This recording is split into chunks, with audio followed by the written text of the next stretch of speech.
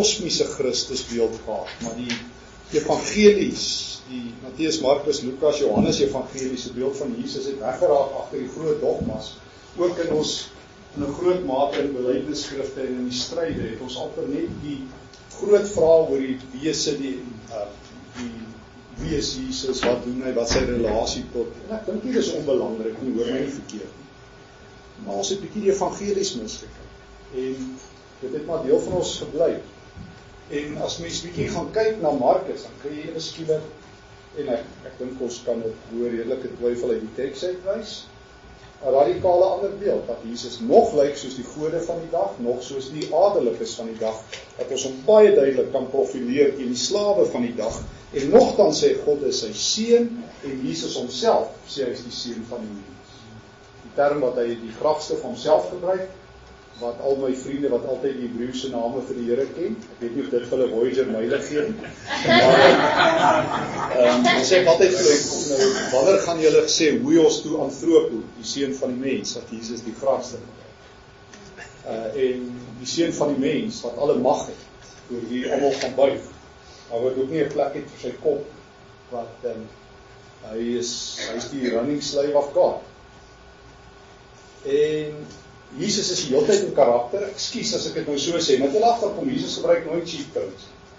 Dis nie as sy disippels na een kant as hulle sê, sy gaan al weer die kos nie, dan sê Jesus, as hulle nie vertel nie, maak dit gou vir ons kos. Ek doen dit nie. Jesus is altyd in karakter. Hy is wie hy is. Dis nie 'n rol wat hy speel. Dis nie 'n stage rol. Dit is nie 'n superheld wat 'n kostuum, want al die superhelde van vandag, van die Avengers tot die DC Comics, tot die vyande, moet die hele tyd in kostuum en uit kostuum. Jy het 'n persona en 'n persoon. Behalwe as jy nou Tony Stark is, maar selfs almal weet wie hy is, maar hy is ook anderster in kostuum as buite. Jesus nie. Hy is altyd wie hy is. Hy is, as hy die dood het opstaan, nog steeds aan die loop voor sy kerk. Dit is 'n geweldige skrif. En ek het gekies om die voorbeeld gister uit Johannes 13 te doen, maar sou ek Markus 8 tot 10 gevat het, dan sou ek saam met julle kon wys in Markus 8, ek het daarna verwys, dat ons kruisdraers is, die vulgairste beeld wat jy kan kies, ek bedoel vulgair in Latynse sin. Dis die vulgaritas van, jy praat nie. Ek het dit in die teks gesit en weer uitgehaal, maar Cicero se aanhaling dat beskaafde Romeine nie 'n kruis hoor, 'n kruis sien en hoor 'n kruis praat, is polities inkorrek, is verbode taal, wil hy eintlik sê. Maar net daarna ook in Markus 9, vers 3:34, dat die disippels stry, wie is die grootste, dan sê hy, as jy nie verander nie, kindjie word nie. So Jesus bied 'n nuwe beeld aan, of die grootste in die koninkryk is. As jy 'n kindjie ontvang jy hom. En net daarna Markus 10 het hy die gesprek oor die kindertjies, Markus 10, 13 tot 16. En daar sê Jesus ook, as jy eerste wil wees, moet jy laaste wees, en almal se bediende wees. Vertrou die kerk om dit te vertaal as 'n diensknegt, want bediende het vir ons 'n politieke term geword, ons betaal mense om bediendes te wees. Jy sal nooit eintlik iemand kry om 'n bediende, hulle self 'n bediende te doen. Ek bedoel, maar dis Jesus se beeld. Kom ons sê dit wat dit is, ons is bediendes. Hoekom het ons daai term weggegee? Petrus, 1 Petrus 2, gaan lees 'n bietjie, gebruik selfs die manlike huisslaaf, wat Christen is, as 'n beeld. En dan in Markus 10, want Johannes en Jakobus die twee beste sitplek wil hê, sê Jesus, julle moet doellooi word, slaaf. So dis Jesus se 4 rolle. Die seun van die mens, die seun van God, sê as hulle my wil volg, moet kruis dra, kind wees, en te slaaf wees en 'n bediende. Maar jy sien bitter min daarvan in die kerk. Ek skryf nou eendag iets daaroor, iemand sê vir my, Jesus, maar dit is allemaal 'n draaiing van die Bybel. Sê ek beg toe differ, wanneer laas het jy hom gelees? Soos baie ons my sê, hulle staan op die Bybel, as ek altyd klim af en lees. Ja. Nee, maar jy wil net sê, die beeld van bediende, en ek dink jy het ook daar iets geskryf, is eintlik nie 'n goeie vertaling, want bediende is 'n huurling, iemand wat sy dienste beskikbaar stel. Slaaf is 'n noun. Ja, maar kyk, Jesus gebruik diakonos en doulos. In die Grieks, so Markus 8, jy kry Markus 10 beide diakonos en doulos. So 'n diakonos is 'n ingehuurde, maar 'n slaaf is in sy karakter of in haar karakter besitting van iemand anders. So Aristoteles het al gesê, die enigste verskil tussen 'n slaaf en 'n hond is dat 'n slaaf kan praat. Dis dit. Waarom die groot Latynse geleerde het gesê, slawe is lewende lampe op die mens. Ek het so, na die tyd, ek het so 'n paar boekies en so wil dalk van dit hê, ek kan dit kry 'n bietjie goedkoper. Jy is hierdie wat ek hier aanbied hierdie paar dae geskryf, so boek wat by ons verder uit is. Maar ek het daai een hoofstuk daar begin met, het jy nou al ooit gehoor iemand se CV begin? Ek is 'n slaaf. My grootste vreugde is om agter die skerms te wees. 24/7 dien ek. Ek hou daarvan as ek die minste is in elke gesprek. Ons praat nie so. So jy verstaan wat ek probeer sê is, Markus het nie geresoneer met die kerk uit, nie behalwe grepe, want al wat ons van Jesus weet, hy het vir ons sondes gesterf, maar Markus, soos gesê, sê dit 2 keer, maar hy wil vir ons sê, wie is Jesus? Hy wil die vraag antwoord, wie is hy? Hy is die seun van God, hy is die seun van die mens. En dit het my gebring gister om te sê, onthou wat ons mekaar sê, dit vra metanoia. Hoekom? Ek weet nie of ek dit mag sê nie, maar as ek sou vertel het, ek het ruk gelede by 'n synode van, wat bekend staan van die ander susterkerk, gepraat, en ek sê, dalk moet iemand vir julle sê, julle is die vinnigste stervende kerk, wat daarop aanspraak maak, dat julle die suiwerste lering het in julle werk. So wie is dit nodig? Sê, ek kan iets daarvan verstaan, en dan dink ek aan Bill Easum se boek, ou groot kerkleier, wat hy het 'n boek geskryf, Unfreezing Moves, hulle het Jesus gevries in die yskas, hulle kort Unfreezing Moves, hulle kort 'n vars Jesus. Daar in Holland by die universiteit waar ek vir 8 jaar gewerk het, het ek ook by 'n Hollandse kerk of 2 betrokke geraak in ons maande jaar, die afgelope jaar, 8 jaar, het ek 2 maande in Holland gebly. Ek het een keer vir die Hollanders gesê, hierdie Jesus en wie julle glo so onskuldig, julle pak hom met Swarte Piet weg, en haal jy hom weer volgende Desember uit, en julle het niks oor gedoen.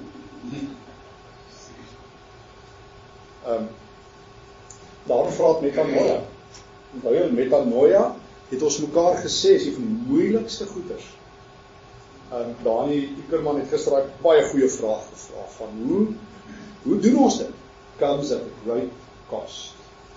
Sê, a metanoia comes at a great cost. You have to give up an understanding of life that has been in place for a very long time. Jy sit nie net Jesus by, soos die antieke Gorie, jy sit nog 'n God by. Jesus is nie 'n aanvulling nie. Jy drink jou vitaminietjies en as niks werk, soos jy ons lees, dan sê dan moet ons bid. Hy is nie 'n aanvulling, hy is nie vitamine aanvulling, hy is die alternatief. Onthou jy Markus 8, weer 'n keer, hy sê, jy gaan jou lewe verloor. Jy gaan doodgaan. As jy as 'n hoër prys wat jy moet betaal, jy gaan jou siel verloor. Kies om dit nou vir my te verloor. Maar in hierdie pad gaan ons nou sien, is daar geweldig vreugde. So wat kry jy? Kry lewe en vreugde. So, maar daarvoor gaan ons 'n bietjie stories vandag doen. Jesus is 'n meester storieverteller. Interessant dat ons hom nie, ek praat Hebreë, so onthou. En Jesus se groot spel is om die stories, die makro-stories van Israel te vat en dit te mesmerise. So ons gaan bietjie kyk. So ons gaan bietjie, so ek wil net ietsie oor so bietjie inlei op storie. En weer 'n keer, ek sal vir die PowerPoint beskikbaar stel, ek sal nou net my e-pos gee en dan sal ek dit op Dropbox sit en julle daar trek. Margaret Atwood, die bekende draaiboekskryfster, sê, you're never going to kill storytelling because it's built in the human plan. We come with it. Onthou jy, ons het gister vir mekaar sê, ons droom in stories, ons kuier in stories. Ek is egter geleer as 'n jong ouetjie in die kerk, dat jy moet eintlik nie stories vertel in my kollega in die eerste gemeente, as jy die storievertellerlei wat eers daar kop uitsteek, is die einde van die kerk. Dink ek, dis op 'n storie. Ek sê dit nie. Plato, stories vir Pieter. Lees gisteraand het ook voorberei net in die Republiek, sy boek 2 en 3. Plato bestaan om stories vir Pieter. Maar hy het tog vertel ook, hy is nie die beste storievertellers, maar wanneer die storie sleg raak. Maar ek wil graag aansluit met die storie van hierdie 2 manne, C.S. Lewis en Tolkien. En ek het dit by Rudolf Botha geleer, dat 'n groot kenner is en sy proefskrif geskryf het en van hierdie dinge ingetrek het daarop. C.S. Lewis was die professor in English Literature. Hy was by Oxford en Cambridge, julle ken hom goed. En hy was vriende met Tolkien. Hy beskryf, ek dink in meer Christianity, as ek reg onthou. Hy was vriende met hom en ek dink Chesterton, en hy sê there is danger everywhere. Christians lurking in the shadows. I have to protect my own faith. En hy so het Rolf my vertel dat hulle baie goed ken. Tolkien, Lewis het eendag 'n gesprek gehad met Tolkien en hom sê, jy kan nie in God glo, the Bible is the most boring book. Sê jy raak aan die slaap, dis 'n slaapbad. Toe sê Tolkien vir hom, my dear friend, you have to read the Bible in the same way that you read fairy tales. Die Bybel is nie 'n veeverhaal nie, maar jy moet lees with that sense of wonder and awe. Hoe? Hoor kinders stories. Nie van ons kinders of kleinkinders het al ooit in die aand hulle by die huis gekom en gesê, pa, vertel my 'n verslag. Jesus, pa, daai kerk as verslag. Ek kan nie wag om te hoor wat jy gedoen. Daai symptome. Dis nou niks meer verkeerd nie, maar wat vra jou kinders? Vertel my 'n storie. Ons leef in storie, in narratief. En dit is interessant, en hier sy Narnia boeke skryf, wat hy in sy kleindogter opdra. Skryf C.S. Lewis, ek wou dit net gesê, I wrote this story for you, with the Narnia Chronicles, but when I began it, I had not realized that girls grow quicker than books. As a result, you are already too old for fairy tales. By the time it is printed and bound, you will be older still. But someday, you will be old enough to start reading fairy tales again. You can then take it down from the upper shelf, dust it, and tell me what you think of it. I shall probably be too deaf to hear and too old to understand a word what you say, but I shall still be your affectionate godfather. Seriously. Eendag is nie weer goed genoeg gewees. Interessant dat Lewis, Tolkien en Lewis Carroll almal geestelike leiers was. Wat in die einde van die lewe stories die beste vertel het. Lewis Carroll het 'n skuilnaam vir sy regte naam vergeet op vir 'n predikant daar by ons. Maar ek wil graag so 'n bietjie aansluit by 'n bekende Amerikaanse skrywer en draaiboekskrywer Neil Gaiman, baie bekende ou. Hy sê asemrowende goed oor verhaal. Hy sê, ouens vra vir hom in 'n onderhoud, can stories reproduce? Well, yes. Not spontaneously, obviously. They tend to need people as vectors. We are in the media in which they reproduce. We are their petri dishes. Stories grow, sometimes they shrink, and they reproduce. They inspire other stories. And of course, if they do not change, stories die. En ek dink baie van die stories in die kerk is dit. Ekskuus, ek moet 'n persoonlike storie vertel. Ek was 'n jong ouetjie en toe ek gevoel, as ek die Bybel lees, dan is dit vir my Grieks, al is dit Afrikaans. Die 53 vertaling was vir my net gedink, wie praat so? En ek het gedink, toe lees ek 'n boek wat my vir altyd gekontamineer het, van Ferdinand Dice. Verhinder hulle nie oor kapitasie. Dice, ek het daai boek nog 'n afskrif in my huis. En ek was in Duitsland, het ek vir 'n jaar by universiteit gewerk, toe was hy ook daar, toe sy dood net voor ons bulle gaan kyk, hy was toe in Heidelberg. Ek wou vir hom gaan sê, dat my lewe vir altyd verander. Maar Ferdinand Dice vertel in daai boek, die kerk van alle plekke steel stories. Dis die storie-steler. Ons maak die kinders groot met verhale by die kinderkerk, maar hier by ouderdom wat ook al, 10, 11, as jy nou gaan na die groot menskerk, dan moet jy leer van die doop, van die nagmaal, die belydenis. Daar is nie so iets nie. Daar is nie iets soos die uitverkiesing in die Bybel, die wys my na geen toe by Bybel, of die doop, of die Christologie, of die pneumatologie. Daar is net, selfs die briewe van Paulus is verhale, veel wys. Witherington gaan lees, wat is die narrative structure van op Paulus' stories wat in sy boek het. Hy het verhale wat neerslag vind in sy briewe, wat meester narratief is, oor God, oor die wet, oor sonde.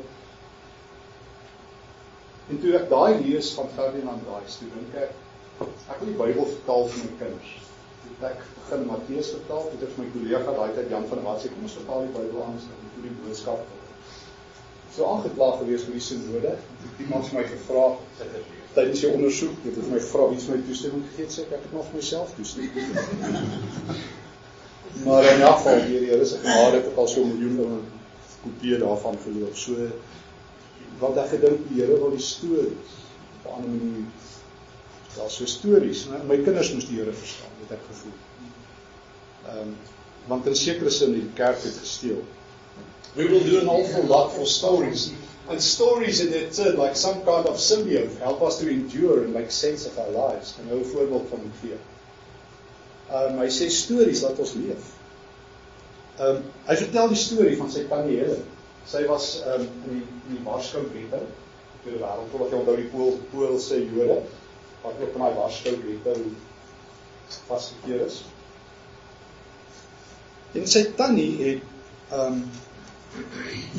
en sy het onder pretensie dat sy vir kinders naaldwerk leer, het sy 12 kan jy onthou, die Joodse meisies onderrig elke dag as hulle skool het. Dit was verbode. Die Jode mag geen boeke gehad het, en as jy gevang het die Gestapo met 'n boek, is jy doodgemaak, letterlik. En toe gee iemand vir haar 'n Poolse kopie van Gone with the Wind. Die verf sy haar venster swart, en elke aand lees sy.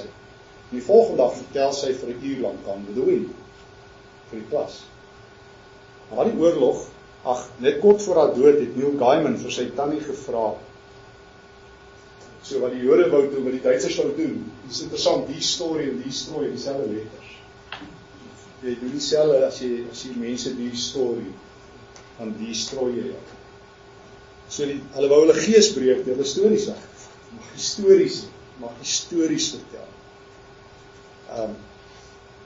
Na die oorlog, toe vra Neil Gaiman vir sy tannie, why would you risk death for a story? To say so, because for an hour every day, those girls were not in the ghetto. They were in the American South. They were having adventures. They got away. En na die oorlog, jare later, het hulle weer allemaal 'n reunie gehad. Ek ken allemaal nog die name van die stories. Die lewe van die stories verander goeie verhaal, verander mense se lewens. They called each other names from Gone with the Wind. En die punt is, we decry too easily what we do as kind of trivial. Vriende, dis wat ons Sondag doen, ons moet preek. Jy is veronderstel om God se storie te vertel. Sy beste storie vertel. Dis waarvoor die geroep is. Ek bedoel, ons het van Kerugma iets gemaak, prediking, in 'n konstruk. Daar was nie so iets in die vroeë kerk nie. Paulus het in huise gesit. Vertel hy die verhaal van Jesus. Vertel dit. Vertel dat. En dan beleef jy iets van Jesus, vra hulle wat is die nagmaal, begin jy jou 'n storie van die kruis vertel, Paulus. Kerugma is die blote inhoud van in die Nuwe Testament, ons het die vorm gemaak in die 4 weke. Prediking, daarom kan daai ander kerk waar sê, vrouens mag nie kerugma. Sê vir hulle, maar julle die vorm, dis nie vorm nie, kerugma is inhoud, julle het die vorm gemaak. Iemand wat agter 'n houtblok staan op 'n Sondag. The creation of stories is not trivial. It's a real escape, and when you come back better armed than when you left. As mense Sondag in die kerk die verhale van God gehoor het, hulle uitstap en sê, ek was in 'n ander wêreld. Ek onthou toe ek my nagraadse studies by Prof. Andrie de Tooy gedoen het, wat my doktervader was, het hy my van die ou groot religieunsgeschiedliche ouens laat lees. Ek onthou een van die ou groot vaders van godsdienstgeskiedenis sê, hy het 'n aangrypende beskrywing van die vroeë kerk. Hy sê, jy's 'n slaaf, jy sit daar in Efes, kom jy na son onder, kom jy daar, sit daar ouens wat vry is, hulle is nie slawe, gee hulle vir jou kos, dink jy, dis 'n vreemde storie, en as vroue en kind, sê, dis 'n vreemde storie, die Christene kan nie so wees. En dan vertel hulle vir jou die storie van Jesus, wat sy lewe gegee het, en dan hy vloek uit van jou, en nou is ons vry, en sy gees is hierby, in alle wêreld. Dis jou lewe. Jy word deel van die community wat jou net verhaal, wat jou lewe verander en vat. Better armed than when you live. So, ek besef ek nie klank nie, ek het 'n baie aangrypende kort video gehad wat ek wou wys, maar ek het vergeet om my luidsprekertjie saam te maak. Ek dink jy hierdie al gesien, dis 'n baie bekende video. Maar kyk net die krag van stories sonder enige woorde in hierdie.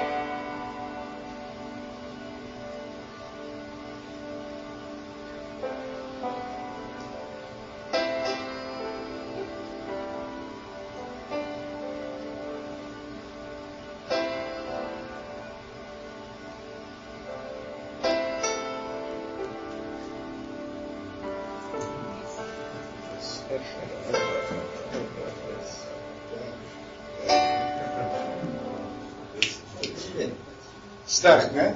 Ja. Praat van self. Hy jou nie van die slaap. Presies. Hy praat van self. Sommige net, en dan gaan we nie daarby stilstaan nie, ek lees in eie tydse boek oor leierskap, The 10 Faces of Innovation, hoe leiers ook sê, kom vertel jy stories, builds credibility,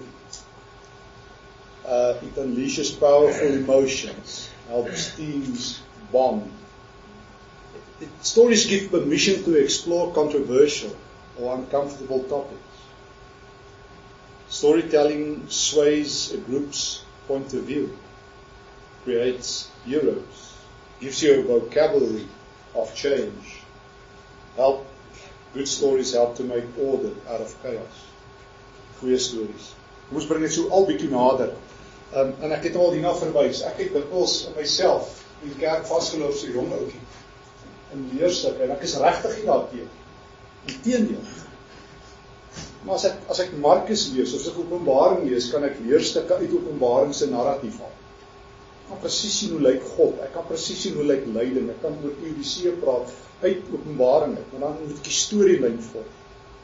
Maar vir my is dit geëkstrapoleer. Die kerk het 'n aparte teks geskep genaamd 'n belydenisskrif om te sê wat daai tekste sê, maar dis nou is dit moeilik.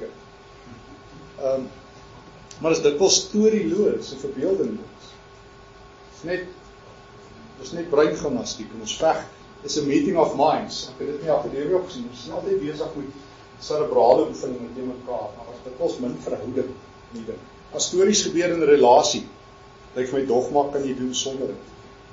Eugene Peterson skryf aangrypend. Hy sê somewhere along the way we pick up the bad habits of extracting from the Bible what we pretentiously call spiritual principles or moral guidelines or theological truths.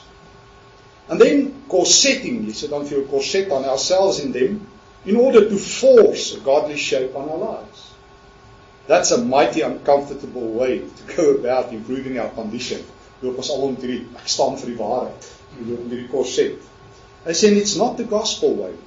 Story is not imposed on our lives. It invites us into its life. Dis Peterson. Jy nooi nie Jesus in jou lewe en jy nooi jou in syne. Groot verskil. As we enter and imaginatively participate, we find ourselves in a more spacious, freer, and more coherent world. Excuse that word. Story brings us into more reality, not less. It expands horizons. Story is the primary means we have for learning what the world is and what it means to be a human being in it. So story nooi jou in Christus se wêreld. Leonard Sweet sê in sy boek op Prediking, Jesus is not a statement but a story. Jesus is not an idea but the source image. Jesus is not a proposition, soos ek skies dit vir my dikwels lyk die kerk van hom gemaak het. Wat glo jy oor Jesus? But the person who invites us to follow him in narratives, typies Leonard Sweet, hy gebruik narrative en metafoor en sit dit by mekaar. Beelde en taal. By placing ourselves in the Jesus story, first through visualization, then by volition, we experience his story and discover his identity. As jy saam met Jesus loop, as jy deel word van Markus, as jy uit die storie uit begin leef. Stories are organic entities, force fields of holiness. Storytelling is the byproduct of image thinking. Verbeelding word verwoord. Verbeelding kry woorde. Ek al dit weer vir Eugene Peterson aan. Hy sê when we submit our lives to what we read in Scripture, we find that we are not being led to see God in our stories, but our stories in God's. God is the larger context and plot in which our stories find themselves. Ekskuus maar, ek probeer dit nie afmaak nie, hoor dit nie krities nie, maar ek het groot geword as jy nou vrae soek, vat jy die Gideon Bybel aan, as jy nie vol weet, as jy troos soek, gaan lees hierdie teks, as jy dit soek, so die Bybel is 'n go-to boek. En ek gedink die kerkraad en toe ek 'n jong ouetjie was se nodes werk ook so. Die Bybel is toe, dan kry jy 'n paar spesialiste, dan sê hulle vir jou dis wat die Bybel sê oor dit. En dan stry almal daaroor, dan stem hulle dan ben die ou weg. En dan word die Bybel eintlik 'n toeboek en ons maak hom oop, maar is eintlik 'n dooie boek. Maar wanneer jy uit die boek uit leef, wanneer jy uit Markus leef, en uit Jeremia, uit Psalms, dan is die storie deel van dit. En dit begin soos dat Prof Anna Neerling oorgemaak het, omdat die Lukas evangelie uit jou kop uitteken, wat sy baas geraak. Goed, kom ons vat Jesus. En dan vat ons, ek wil net die Lukas evangelie vat. Gister het ons Markus gevat, en dan wil ek bietjie by Lukas stil staan, want Lukas is die mooiste evangelie. So, gister was dit Markus, en môre is dit Johannes wees. Nou Lukas is asemloos. Julle onthou, Lukas anderster, Matteus is die groot leermeester. Hy sit al Jesus se lering onthou in daai 5 groot blokke, die bergrede, uitsendingsrede, Matteus 10, gelykenisse, Matteus 13, Matteus 18, die leerstuk oor hoe lyk, die enigste plek waar eklesia, kerk, voorkom die evangelies, die kerk, en 4:25 die eindtyd. Lukas is die groot reisverhaal, van Lukas 9 tot 19 reis, Jerusalem. En hy die meeste van Jesus se stories, so ons gaan by Jesus se stories. Want Jesus is die maestro storie vertel. Want hy was, nou sit in die versoeking in Johannes 5, hy het 'n goeie ewigheid, hy het goeie kinderjare gehad, as sy vader, sê Jesus. Johannes gebruik nooit die paleisbeeld, God se troonsaal, hy gebruik 'n ouer huis. Jesus sê, die beste familie, was daar my pa se huis vir ewigheid. Ek kom mooi dopgehou, hy gee lewe en hy kan oordeel, hy gee dit vir my.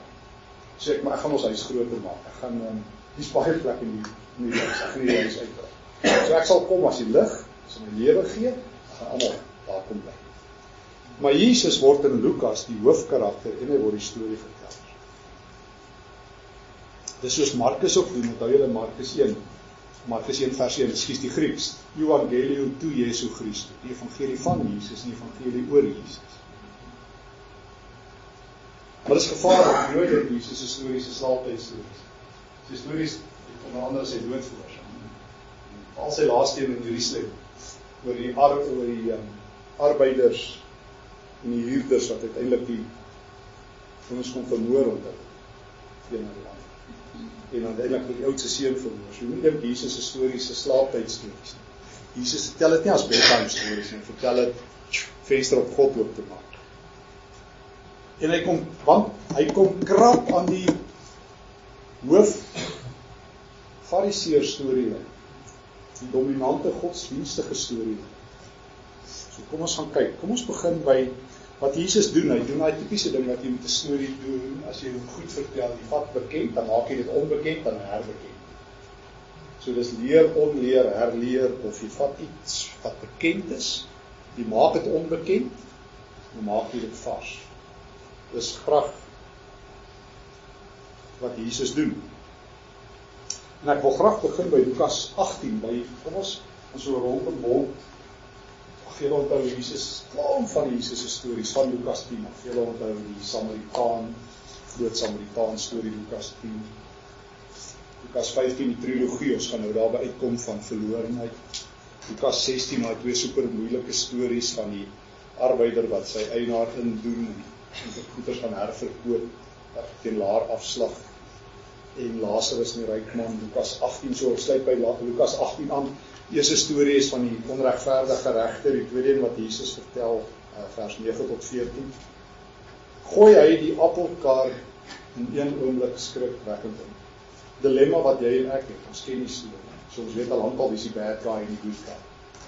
Maar kom ons sit ons vir 'n oomblik in die oorspronklike hoorders, lesers. Oomblik as Jesus begin vertel en hy sê, eendag, amper, was daar 2 manne wat na die tempel toe gegaan het om te bid. Die ouens sê, so far so good. Dis 'n goeie ding om te doen. Die een was 'n fariseer en die ander een 'n tollenaar. Nou sê ons, hoeps, so wat is 'n onmiddellike stereotype wat inskop? Ek het nou eendag gekyk in 'n Joodse teks en dit was in Mishnah, het ek gesien tot en met die 3de eeu na Christus. Het hierdie stereotype voortbly staan. In die 3de eeu die ons gesê, as jy 'n ware godsdienstige soek, kry fariseer. As jy 'n ware godlose wil soek, vir die tollenaar. Dis die twee, Jesus stereotypeer, hy van die top stereotypes. Ek weet, ons ken nou nie stereotypes in Suid-Afrika nie, as ons nou sou geken het, ons geweet het. Maar, so sê nou maar, jy so wit en swart, en Jood en heiden, ons en hulle. Ek gril nou nog altyd as ek die Bybelvertalings lees, en ek lees die woord heiden. Nooit, daar is nie so woord nie, maar is 'n geweldige afbreekende emotiewe term. Maar die term ethnooi en so, is nie heidene, hulle. Maar as jy 'n tollenaar hoor, ons het gebede van fariseërs wat vra, Here sluit die koninkryk se deure voor hulle raak. Seker maar omdat hulle bang is die ou sit te tol ek op. maar jy, en fariseërs is die mainline helde. Dis die ouens wat godsdienstige standaard hou, dis die ouens wat met 'n tafelgemeenskappe weet wat's reg en verkeerd, dis die geleerdes. Nie al is fariseërs se skrifgeleerdes in daai tyd nie, maar sommige is, en later groei die rabbies uitlei. Hulle ken God, hulle weet wie's God, so jy kan vra hulle. Hulle is die helde. Vanmiddag ons kyk op. Flavius Josephus sê, daar was so 6000 fariseërs in die eerste eeu, baie. So hulle is hele tyd versprei. En tollenaars is die Romeine se vriende. Onthou, ons sal môre stil staan by die maffiabaas van Jericho. En dis wat hy is. Zacchaeus. Hy is die godvader van Jericho. As jy die agtergrond ken, is môre verduidelik hoe ek dit sê. Maar you kies the ring. Anders you swim with the fishes in the Dead Sea.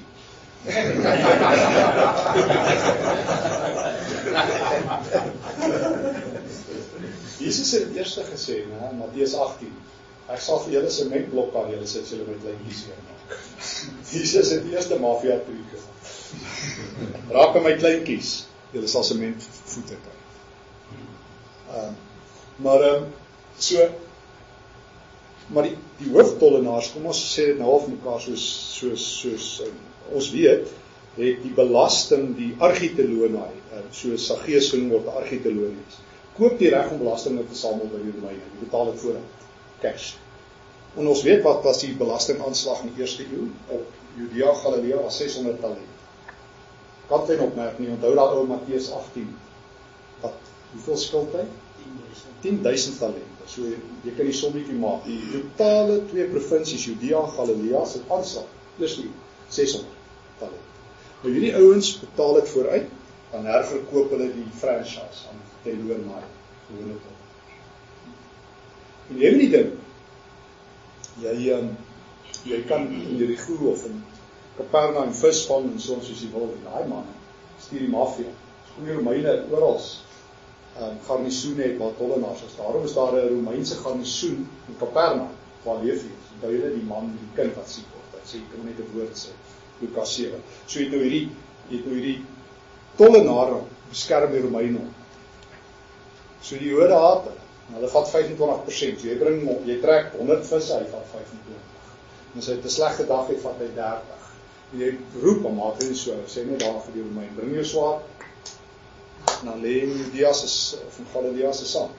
Dis hoe dit gaan. Dit is nie korrup nie, dis net hoe dit is. So, nou kom die tollenaar en hy gaan in die tempel in. Wat weet Jode? Hy's onrein. So dis per implikasie 'n kontradiksie, hy sal nie toegelaat gewees. Jesus vertel die onmoontlike storie. Die moet daai storie vertel, sê nou maar. Dit is nou nie ontvang nie, want by elke sinagoge, en in die tempel, en soos by baie kerke is daar 'n bordjie reg van toegang voorbehou. Net onse mense is welkom. Dit is interessant, in Johannes 20 loop Jesus sommer net in, hy is nie eens welkom daar nie, hy is net bangbroek by die eerste aand. En dan sê hy vrede vir, maar dit is 'n ander storie. So Jesus is nie bang vir daai reg van toegang bordjie. Maar ek het nou dag vir 'n vriend vir my gesê, die kerk is net vol ateïste. Ek sê, nee, maar julle is ook wel. Ons skyn heilig is en wat nie wat.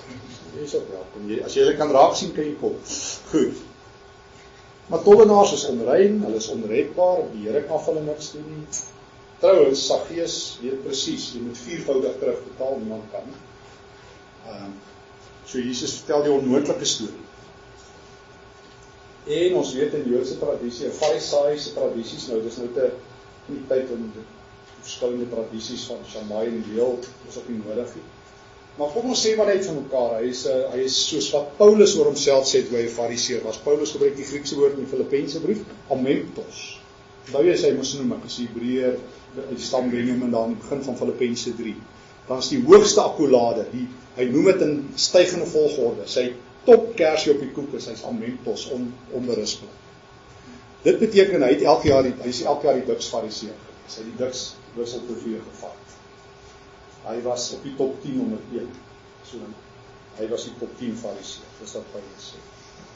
Ek weet nie, hy het Voyager myle in godsdienst gehad, dat kan ver van swart belt, weet nie, derde dan in godsdienst gehad of iets, maar hy was daar.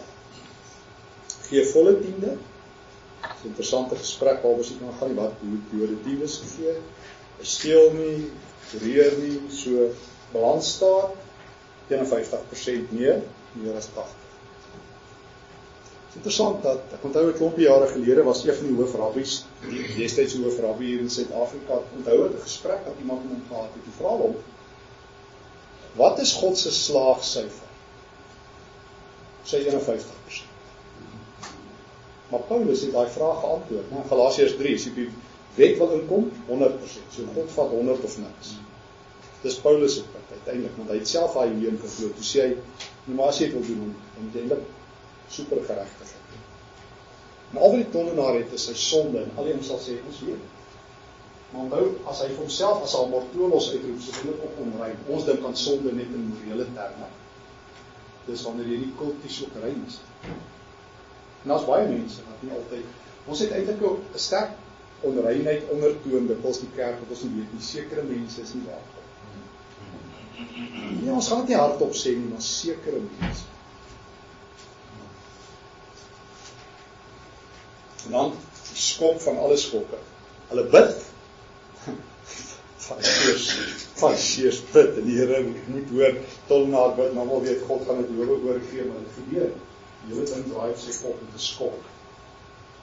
Lukas het die twee gebede in die Nuwe Testament wat die vinnigste verhoor word in die Lukas evangelie. So môre die ander een is die man aan die kruis. Hierdie onmiddellik sê Jesus, sy saak met God is reg. Woep. So as jy wil sien wat die gebede word die vinnigste verhoor, kan haal oor Lukas 18 en Lukas 23 preek. Stephan, jy sê Jesus verklaar die fariseer. Ekskuus tog, dis andersom. Ek vra verskoning, jy is reg, jammer dan. Ekskuus. Jammer. So ek dink 'n mens kan hierdie is 'n storie saamvat, genade. God gee die verkeerde mense. In terme van die storie van daai tyd. God hou van die verkeerde mense. Die fariseërs sê God hou van rein mense. Jesus sê God hou van onrein mense. En hy hou van afgeskryf. So teenoor die storie van daai dag bring Jesus 'n dominante nuwe storie. En God kies nie mense soos dat die fariseërs moes in al die hoë hekties voldoen, die moes presteer, die moes aanhou ons uitpresteer om 'n rabbi te word. God kies nie uit een of ander katalogus van toppresteerders.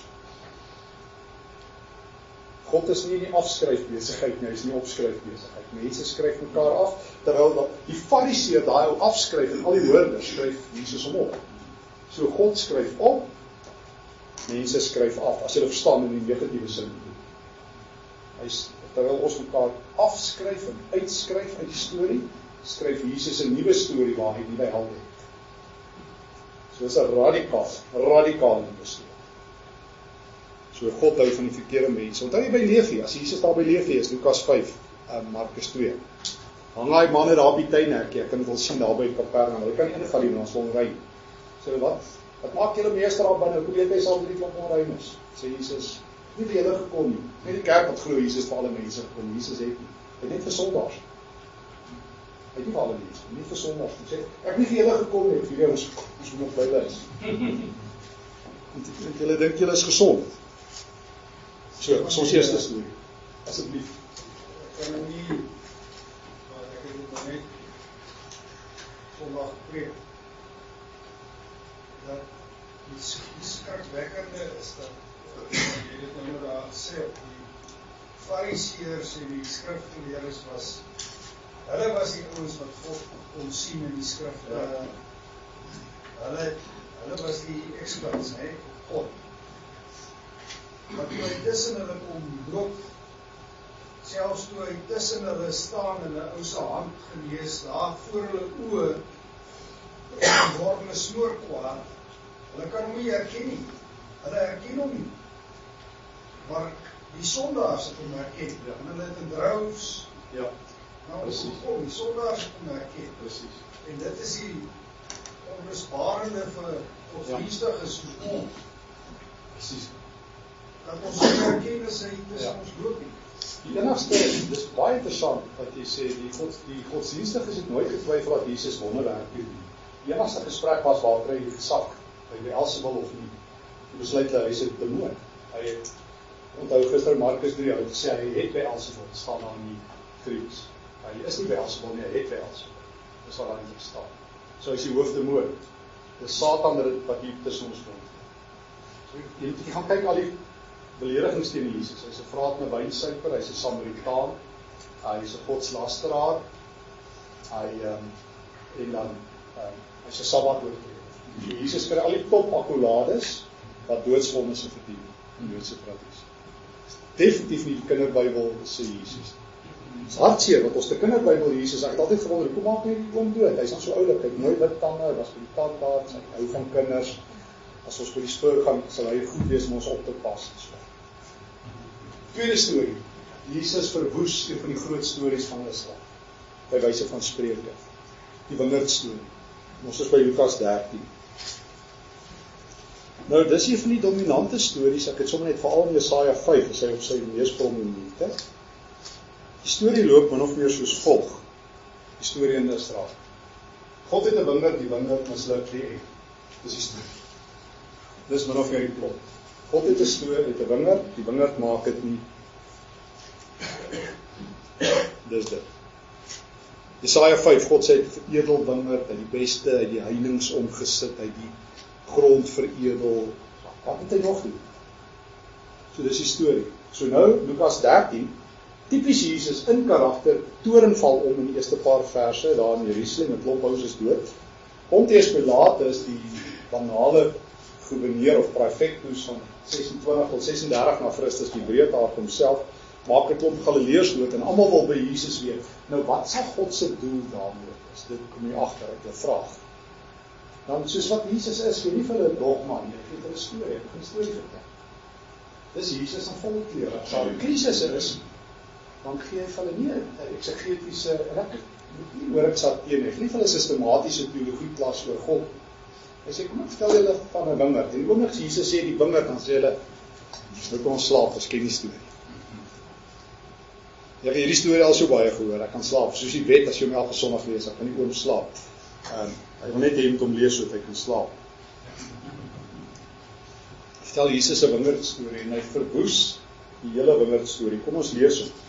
Vers 6, hy sê, daar was 'n wingerd, die man het 'n vyeboom in sy wingerd geplant, en die eerste wingerd sê, nee, stop, dit kan nie 'n vy wees nie, dis druiwe. Jy maak die storie verkeerd. Jesus sê, blyk my storie uit, is myne. Maar so die eerste ding wat Jesus doen, hy sê, ja, kan nie,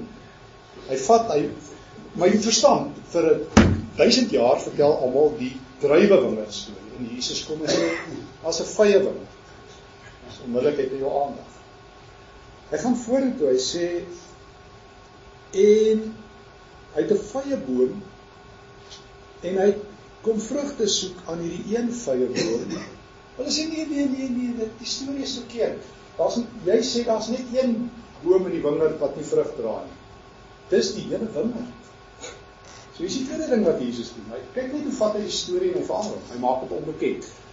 In Jesaja 5 is die hele wingerd kort. Daarmee heen. Maar hier's net een boom in die wingerd wat die vrug het. En toe sê hy vir sy tuinier, was hulle nie, dis die derde fout, daar is nie 'n tuinier. Dis net 'n eienaar met 'n druiwewingerd wat in geheel misluk. Jesus sê die storie 3 keer in sy eerste inleiding. Nogal belangrik dat hy dit sien, wat maak Jesus met een van die groot stories van Israel. Net soos hy die storie van die stereotype van fariseer en tollenaar aanspreek, spreek hy die storie aan van die wingerd. En dan sê die eienaar, sny dit af. Ek sal, ons kan nie bekostig, die wingerd is in, die vye is in draadtyd, dit dra nie, kap hom uit. En dan sê die tuinier, meneer, hoor jy, kom ons spaar hom nog hierdie jaar, nog hierdie seisoen. So wat het ons hier? Kom ek wil het sommer net so ons tuinier in die storie, wat daar nog nie was nie. Ons het 'n suksesratio wat van, hoeveel bome dra die vrug in die wingerd nie? Ja, sodra die Ou Testament se storie in die vrug, 100%. Ewe skielik die sukses, die vrugdraagkapasiteit, heeltemal omgeswaai na die ander kant toe. As jy dit nie raak sien, mis jy die storie. Want die storie wat ek dikwels in kerk hoor, ekskuus van nog weer so, dis sê, ons het alweer nie ons begroting gemaak, laat ons rustig sê, ons sal weer te min mense gehad. Weet, ons het so gehoop, dit sal werk, maar dit was alweer te min. Ek het groot geword met 'n skeef getrekte idee van die wet, omdat ons 'n baie kwaai ou dominee gehad het. Maar ek het daarom ereklere gehad in kerk. Kon dit nie by die skool kry nie, ons moes 2 jaar vir die Springbok gespeel, daai jare vir die skool ereklere te kry. Maar by die kerk het ek daarom elke Sondag hoor, ek doen 2 dinge, te min en te laat. So dit het my baadjie kon sit. Ek sê ou by die kerk wat te min doen en te laat. Want ek het dit elke Sondag so 17 minute oor 9 gehoor oor die wet. Guilty as charged. Te min, te laat. So as jy iets doen, te laat. So ek is half gebruins, terwyl die Nuwe Testament en die Ou Testament op baie positiewe waardering van die wet. Wanneer Paulus die wet uitvaar is, wanneer ons as 'n soteriologiese middel gebruik. Maar wanneer hy eties oor die wet praat, sê hy kan dit doen. Daai verskil sien. In Romeine 8 sê die Gees help ons om die wet te doen. Hy kan sê kan nie die wet doen. Sê die Gees help jou. Hy sê dit. Ons kan nou uiteindelik aan die eise van die wet voldoen. Jesus self sê, as jy nie die wet hou nie, beter as die Fariseërs met hulle moeilikheid. Maar jy kan dit nie gebruik soos die Fariseër om die hemel toe te kry. Dis nie meer nie. Maar eties kan 'n Christen die wet hou, die gees van die wet. Deur die Gees se werk. Maar hier kom draai Jesus die storie om, 99% sukses waar hy werk. Hy werk met 'n oorvloedsbeeld. En die een vrugtelose vyeboom is nou op die tuinier se radar. So Jesus is by 99% gaan vir hom. Radikaal. Hy gooi die hele storie onderste bo en hy sê daar waar hy werk, sy op 99, hy begin en hy is op pad na 100. Daar is 'n rowende skrif. Ek het dit nie geweet nie. Die storie is vir my vertel net altyd van ons is te min, te laat daai virus storie van gister. En daai boompie wat die vrug dra, en hier gaan op al die risiko opvat. Dit is ongelooflik. Hy sê nie vir die bome, gee jou 'n jaar kans en sterker wel. Hy sê ek sal nie werk. Ek sal die grond omspit. Jesus van die risiko. Hierdie boom dis nog geskryf.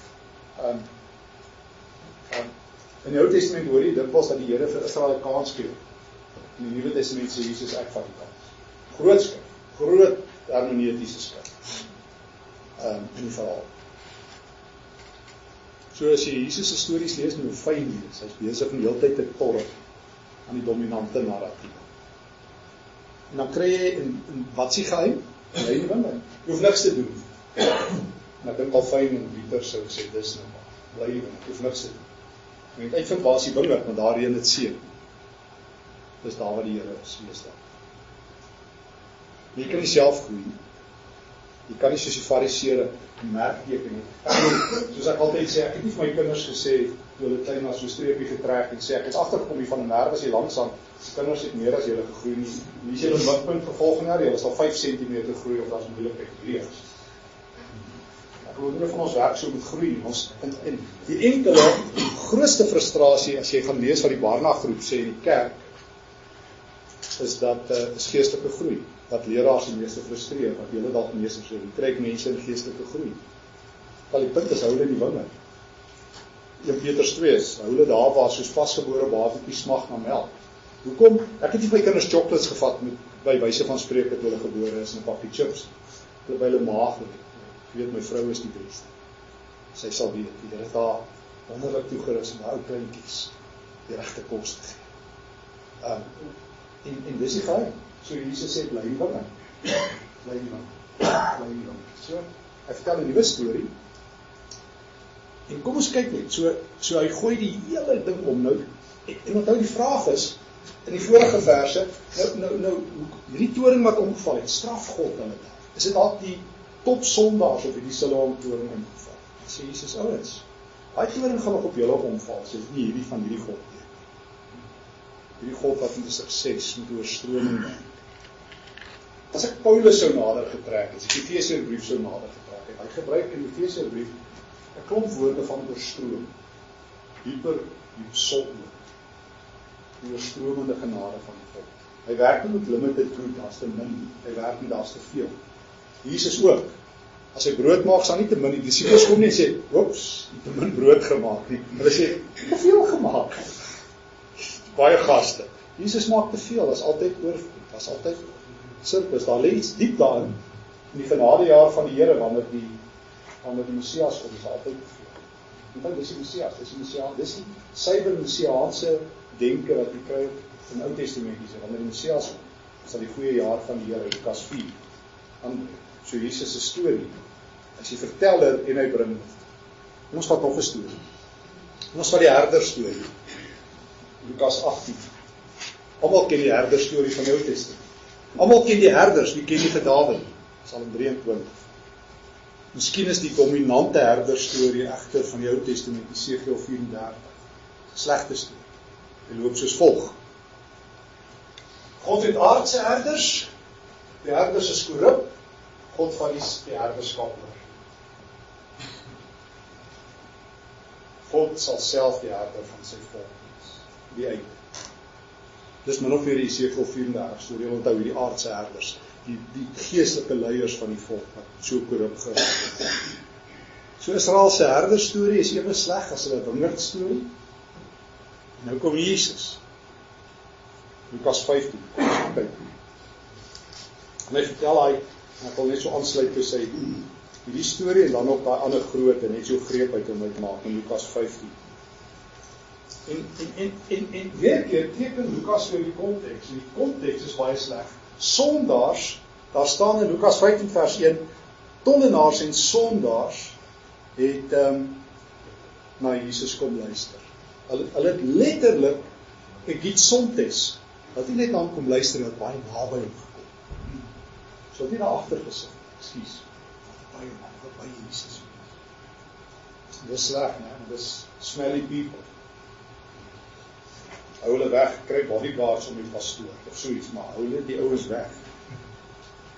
En Jesus ontvang en hy het saam met hulle geëet. Vers 2, sê die godsdienstige leiers, hy ontvang hulle,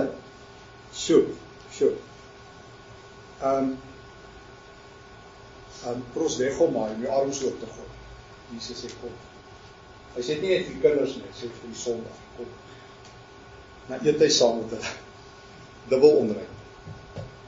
Kan nie saam met ouens eet wat onrein is, die kos van. In die Joodse tradisie, die meeste wette wat ons in die eerste eeu het, is koswette. Kan nie saam sondags eet? Mag nie. Petrus weier, as die Here vir hom in 'n laken sê in Handelinge 10, ons sister sê, kom ons weet en nou eet, sê Petrus oor, my dooie liggaam, ek dink nie geld sê, kom ons reël. maar Petrus het net geweier. Hy het net geweier om onrein kos. Nie as die Here kom tyd nie, raai wat, hoeveel keer sê die Here vir hom? 3 keer, arme Petrus in 3. 3 keer verloon, 3 keer, hoeveel het hy vir Jesus lief, 3 keer kom die laken. Petrus is nie goed op 3 nie, 1, 2, 4, dink ek, het hy getel daarna. Eet saam met hulle. En dan, vertel Jesus 'n herderstorie. En raai, die storie loop af op dieselfde lyn. Hoe loop die storie van die herders van die Ou Testament? Hulle soek nie eens die skaap nie, die herders is gone. Hulle soek nie eens skaap nie. Skaap is die hele plek vol, die herders is weg. Onthou jy Jesus' opmerking in Matteus 9:36, toe na die skare kyk, as hulle so die skape, so die skape is, maar hierso vertel Jesus van 'n goeie herder met 100 skape en een raak weg. Wat doen hy? Hy gaan soek die. Dis die goeie herder. Hy het nie gevlug nie. Hy los sy 99 skape, dis my baie ironies, veilig in die wildernis. Die Here vertrou sy kerk in die woestyn. Dit is 'n ongelooflike beeld. Ek nou eendag vir myself gesê, Ek vertrou nie eens die Here in veiligheid nie, wat nog van onveiligheid. Jy weet so, nou die Here los sy skape in die woestyn, en hy gaan soek sy een skaap, en hy vind. Soek en vind in 4 fees. Door die storie van die Nuwe Testament. Soek en vind. Ek is seker, as iemand van my vra, som die Nuwe Testament op, in 2 sinne, as ek sê, soek en vind in 4 fees. Dis vir my die storie van die Nuwe Testament, daai onderste deel. Dis my die Nuwe Testament in 2 sinne. Soek en vind in 4 fees. Wat doen Jesus as hy daar by die gemeente in Laodicea kom en hy staan en klop? As jy sit inkom van ons eet. Nou is party. Nee, ek gaan vir julle katfiseer en julle reg sien en julle vasvat. Ons gaan eet. Wat doen hy sê Lukas 24 opdaag by sy bang disippels? Sê, is daar nie kos nie, kom ons eet. So, dis Jesus op sy beste. Die meeste kerke waar ek was, kos verbode. Waar Jesus kom, kan ons eet. Kan ons eet. My vriend, eerst hou vroeger word minder geëet. Selfs vir my vriende in Let, ek sal namens hulle koffie vat. So, eet saam met Jesus. Ek glo Markus 2, terwyl die bruidegom by ons is met die eet. Ek verstaan die ander tradisies, maar ek verstaan Markus 2 beter. So, bruidegom sê, nou wat wil julle sonder kos daar kom? Ek sal by julle eet, ek wil saam met julle eet. Nou sê, ek sal by julle, ons hou fees. Nou, maar ek sê daarom ook, laat ek nie daar verder oor sê. Maar kom ons van die grootheid. Die best bewaarde geheim, dink ek, van die Nuwe Testament, is Lukas 15 vers 20. Ek dink, as mens tekste moet uitlig, jou gunsteling tekste, Johannes 3:16 sal seker altyd nommer 1 wees, Romeine 10:10, maar ek dink, Lukas 15 vers 20 is die best bewaarde geheim, saam met Romeine 14:17, wat ek gaan lees van die Nuwe Testament. Lukas 15 vers 20, Jesus' storie, wat deur vertalers verwoes is, omdat hulle sê, die gelykenis van die verlore seun, verdoorie waar en genigtig, soos my opa gesê, het gaan nie oor die verlore seun, het gaan nie eens oor die oudste seun, het gaan oor die jammerhartige vader. Hy het 2 brats vir kinders, hoe hulle al 2 is useless. God maak hulle useful, maar hulle is useless, hulle is bad news. Die jongste oukie verklaar sy pa dood. Dis wat jy doen as jy jou erfporsie vat met jou pa. Jy sê, pa, jy is dood, jy begraf. Hy vat sy goed en hy loop.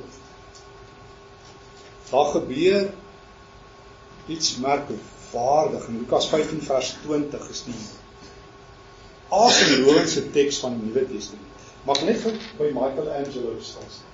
Toe hy die Sistynse kapel geverf het, hy eers in Florence gaan wegkryf, en toe uiteindelik het hy maar geswig voor die paus en het gaan verf. Was die beste uitdrukking wat hy kon maak vir God en mens, was die 2 vingers. Dis ongelooflik, God wat inleem en Adam wat inleem. Dis die intiemste wat hy kan. Die enkele, mees intiemste uitdrukking van God in die hele Bybel, is Lukas 15 vers 20. Nergens en nooit word God se intimiteit by mense sterker beskryf. Want hier in Jesus trek hy goed duidelik op sy vader. Hy vertel die mooiste storie ooit oor God. Hy sê, as daai seun terugkom, maar gebeur daar iets in die vader. Ek net van die agtergrond vertel, in die Joodse tradisie, as dogters wegloop, met 'n ander man, sonder hulle pa of hulle oudste broers se toestemming, of as 'n seun iets soos hierdie doen, sê Torah, ek wil hom doodmaak. Dus in Johannes, eers in die 6de eeu, die reg dat jy jou kinders as slawe verkoop opgeef. Jou kinders as slawe verkoop, as jy nie hulle wil doodmaak nie. En ons het 'n klomp sogenaamde honor killings, waar die oudste broer kom raakneem, omdat 'n suster geëloop het, weggeloop het, maak die oudste broer dood, red die familie se eer. Ek het al, een van my studente, Elijah Maslambo, hy is nog na daar was ook die docent en alles. Elijah het sy proefskrif geskryf oor families. Toe ons van hierdie tekste gaan lees in die Nuwe Testament in die wêreld, dan daar's tekste waar Romeinse regters mans onskuldig vind, sal hulle vrou doodslaan as hulle oneer oor die familie bring. Oudste seun. So as daai pa daai seun sien kom, weet hy een ding. Daai oudste seun gaan dalk doodmaak. Of die dorp. Die oudste is in die dorp, om sy naam te red. Hulle dink hulle doen 'n ander killing, so daarom trek die pa sy rok op en hy hol. Hy het sy kind reg voordat die godsdienstig is om te. Soos Dawid geweet het, mens val liewer in God se hande as in mense se hande. Voordat die ondersoekkommissie op hom is. Maar daar staan, kom ons lees vers 20. Toe daai, hy sê, hy was van 'n afstand af en sy pa het hom gesê, môre wil ek graag praat oor hoe kry ons beter oor. Ons gaan môre praat, ons praat vandag oor die stories, môre wil ons oor beter sien in die evangelies praat. Dit is baie sterk beelde by Johannes. Maar toe daai pa hom sien, toe splag niet so baie.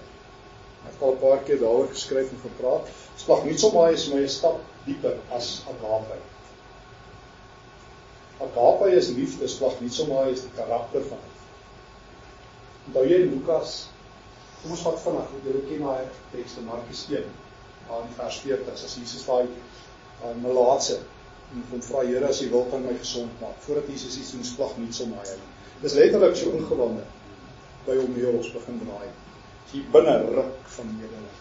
Jesus daai man sien ruk alles. Sê. In Lukas 7, die weduwee van Nain, as daai vrou so voor hom verby stap, maar kind is met 'n ruk alles. Soos hy stop na daai kind in die noodruk. Matteus 9 vers 36, as Jesus daai skare kyk sonder 'n herder. Dan staan daar, hy gesplag niet so maar, alles hier binne hom moet verdruk van jammerte. Dis Jesus, sy hart lek. Soos altyd sê, het lek liefde. Ja, in Hosea 11, waar God sê, maar die ingewande is onvervloed. Dis dieselfde, presies, ja, presies.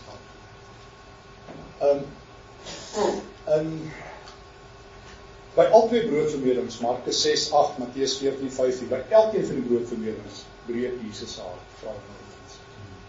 Matteus 20, sê, daai twee blinde sien daar by Jerigo, en hulle skree, seun van Dawid, help ons, en wat sê die skares? Hulle gee vir ons sy musikale noot, Sharaab. So, hulle sê, julle is randfigure, kom uit ons pad uit, julle blindes, kom uit ons pad uit, en breek Jesus aan, sê, wat kan ek vir julle doen? En as Jesus begin stories vertel hy Matteus 18 van sy vader, daai een van die ou wat 10.000 talente skuld, en dan kom vra hy ou genade, en sê, dit is te veel. En nou vertel hy sy beste storie ooit van God. Dink ek. En hy sê, toe daai seun aankom, dat sy pa hoor dat God dood verklaar, toe splag niet so maar, toe skeer God sy toe hardloop. En soos hy hardloop, doen hy nog iets, en dis, so hier die intiemste uitdrukking van God se liefde, nou wys hy dit, hy val hom op die nek, dis die volgende ding, wat van letterlik die idioom, val iemand op die nek, en toe soen hy, katafile. Nooit soen God iemand. Die naaste is, die vinger, die blaas van die Genesis storie, op mense.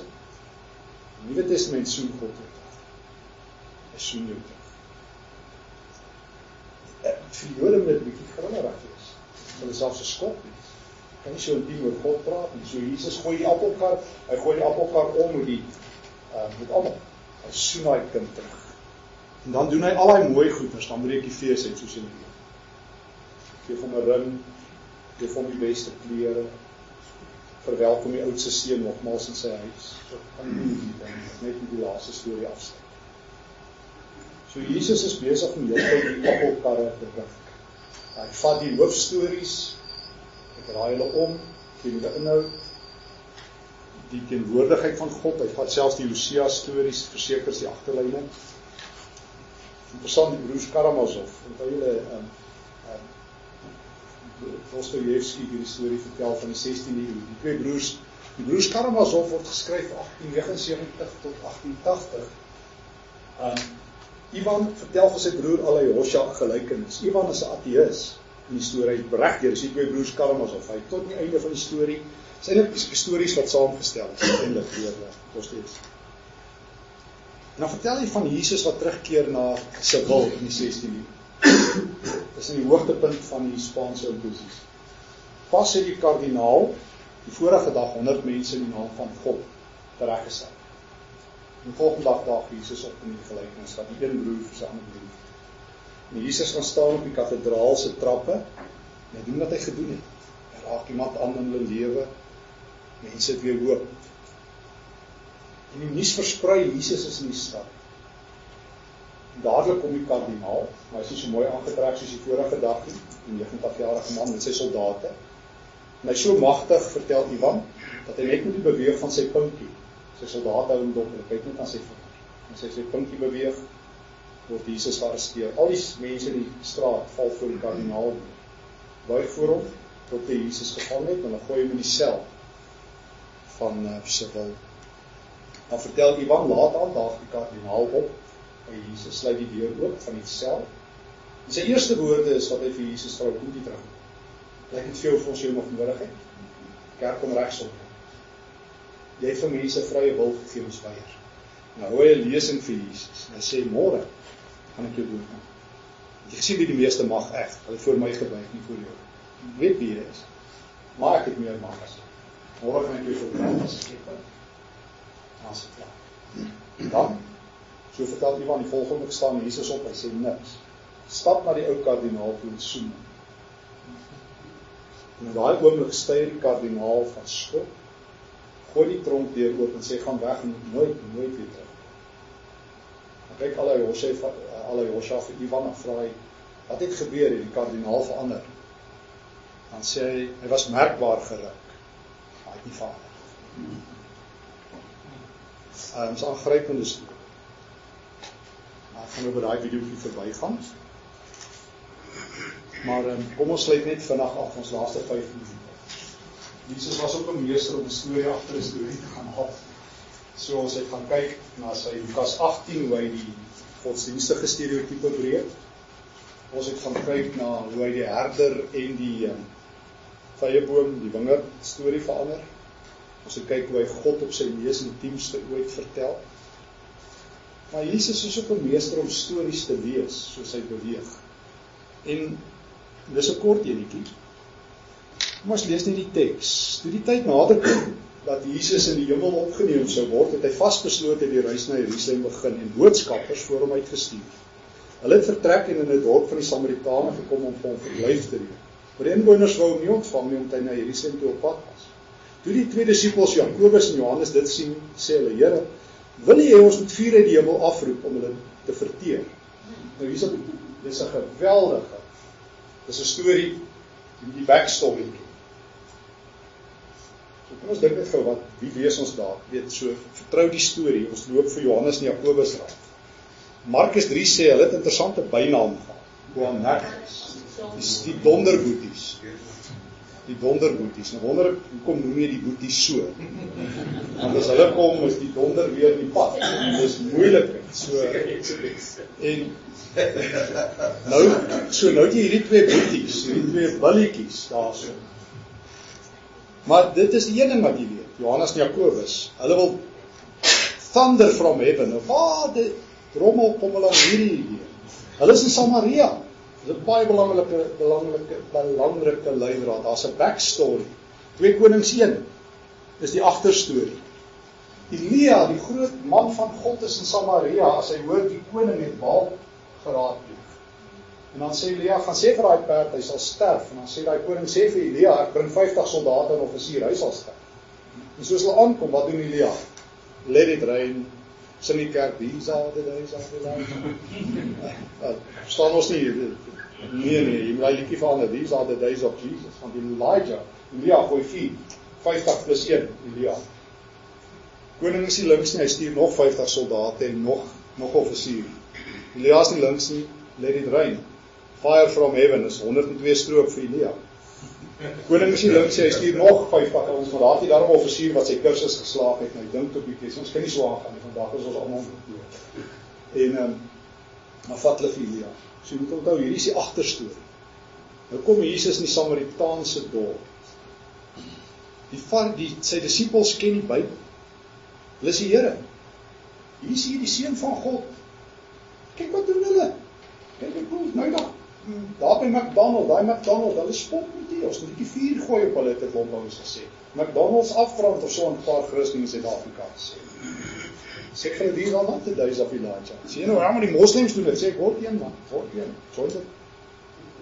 Sê dit, is dit jou indruk van gaan slaan vuis en gaan word 'n boelie, geestelike boelie of 'n Christelike kamikaze vegter. Maar wat doen Jesus? Wat is die storie van Jesus wanneer die emosies rou uitkom? Wat ons nou in Suid-Afrika dikwels het. Wat 'n storie. Hy sê dit is nie meer die tyd van Elia, dit is die tyd van Jesus. Wat is die tyd van Jesus? Die tyd van Jesus is wanneer ons niks van doen. Gaan die vernedering vat en aanmaak. Gaan nie rus af. Gaan nie mense vergeld. Gaan nie die plek afbrand. So, kan jy nou dink wat doen dit aan taf man soos Jakobus en Johannes? Nou is ons sonder tande, ons moet opstaan, die kerk moet iets doen. Waar is die kerk? Skryf die ooms in die Koran. Jesus sê, ons het alles gedoen, julle verstaan nie. Ons het hulle gered van die vuur. Wie weet, net daar kom hy nuus eendag uit, dat die man van Nazareth, die seun van God, toe by ons so bygestap met water in plek van vuur. Want hy kom met water vir die vuur. So Jesus is in aksie, man van vrede, wanneer sy kerk wil brand, in Jesus water. Dit is 'n ongelooflike agterstorie. Dan sluit ek af met, het is my interessant, sommer 'n aanhaling uit die testament van Abraham, buitebybelse apokryfe boek. En jy gaan nou, die storie loop in die hemelvaart van Abraham. Die storie loop in hierdie apokaliptiese verhaal, dat Abraham terugkom aarde toe.